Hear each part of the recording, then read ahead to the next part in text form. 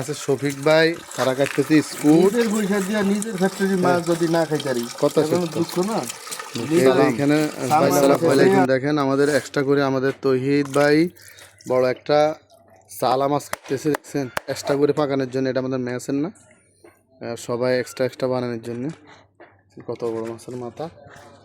এই আমাদের ওই যে মাছ আসে, মাছের সাথে আসে আর কি সব মাছ। এই যে দেখেন বড় মাছ কেটে ফেলছে।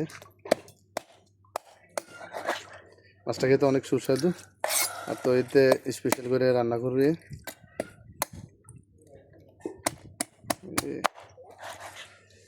মাগাদ মগজগুলো মজা না।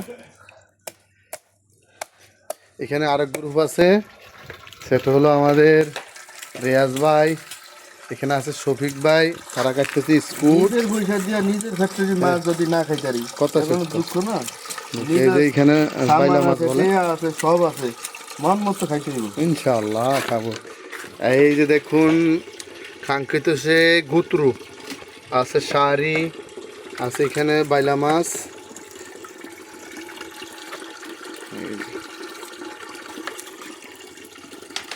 এই গুতরুগুলার অনেক দাম বিশ্ববাজারে, বেশিরভাগ চীনের মানুষ এগুলো বেশি খায়, এখন সারা বিশ্বে খায় এগুলা।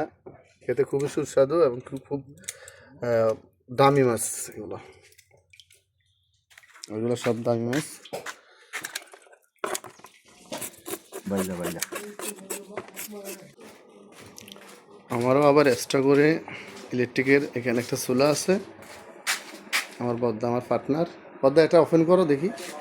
ইলেকট্রিক চুলা, এখানে আজকে আমি চিংড়ি মাছ এমনকি লাল পোয়া বলে এই ও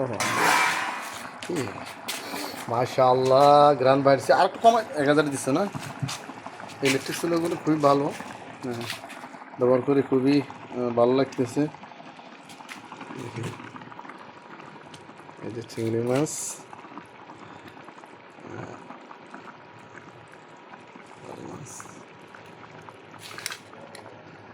এটা কি দেখি লবণটা কেমন হয়েছে। আমি বসা দিয়ে গেছি, বিসমিল্লাহ।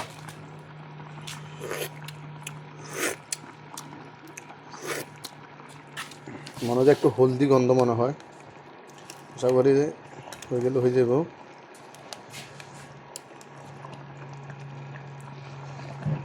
দাদা আরও পানিটা আনার পরে তুমি দেখবা লবণ হয়েছে কি না।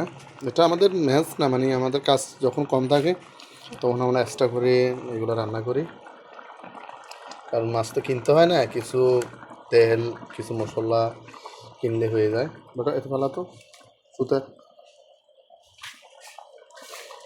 কিনতে হয় না আসলে। মাছগুলো খুব দামি মাছ তো, 2 রিয়াল 2.5 রিয়াল মাংস 600-700 টাকা কিলো পড়ে।